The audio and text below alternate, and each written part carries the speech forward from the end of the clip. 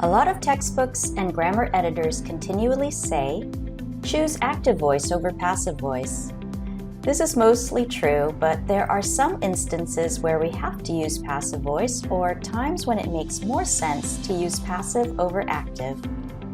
In this video, we will look at when we should choose passive voice over active voice, as well as how to form passive voice sentences. Let's start with basic sentence structure. You already know that most sentences have a subject, verb, and object. This basic structure, such as in the sentence, "The company created new brochures," is known as active voice. In an active voice sentence, the subject is the doer of the action and the object is the receiver of the action. Passive voice, on the other hand, places the object or the receiver before the verb and doesn't always include the subject or the doer. For example, new brochures were created. This is in passive voice. Passive sentences always have be verb and a past participle. Remember, that's the form that takes ed to the end of regular verbs. Find the list of irregular verbs past participles below this video. Also note that in this passive voice sentence, we don't know who created the brochures because there's no subject or doer. If we want to add a doer to the sentence, we can add a by phrase. New brochures were created by the company. Not every sentence can be changed into passive voice. Some sentences should remain in active voice. That's because not every verb takes an object. Some verbs, called intransitive verbs, have no object. For example, we worked hard, or an accident occurred. Verbs like work or occur are intransitive verbs and therefore usually do not take passive voice form. I'll leave a list of intransitive verbs which usually do not take passive voice below this video. The be verb in the passive voice sentence can change according to verb tense. Consider the sentence, Angela writes an email. How would you change that to passive voice? Simple present. An email is written by Angela. How about simple past? An email was written by Angela. Present progressive. An email is being written by Angela. Present perfect. An email has been written by Angela.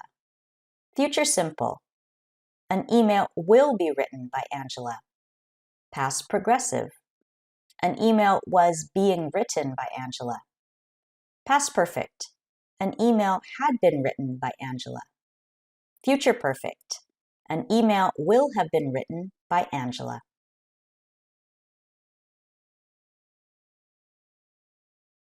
Modal verbs can also be used in passive voice too.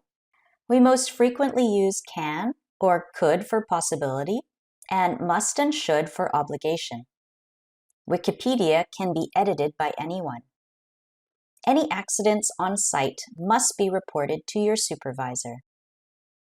Many teachers, books, and grammar editors frequently discourage us from using passive voice, but remember that passive voice can be helpful and is sometimes even necessary. We can use passive or active voice to put emphasis on the doer or the receiver of the sentence. For example, we analyzed the data. Here, we are emphasizing the doer and the receiver with more emphasis on the doer. But changing this into passive voice puts the emphasis on the receiver as we remove the doer completely, as the important point is that the data was analyzed. Let's consider some other situations when passive voice is useful. 1. You want to ignore the doer because it's not important.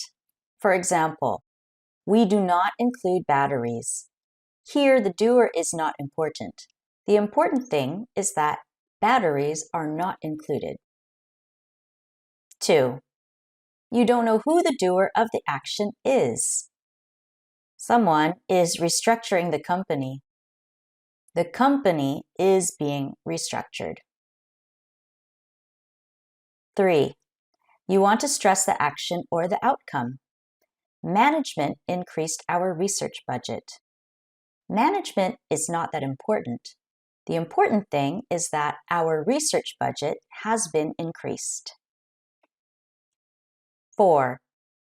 You want to avoid mentioning the doer because it sounds too direct.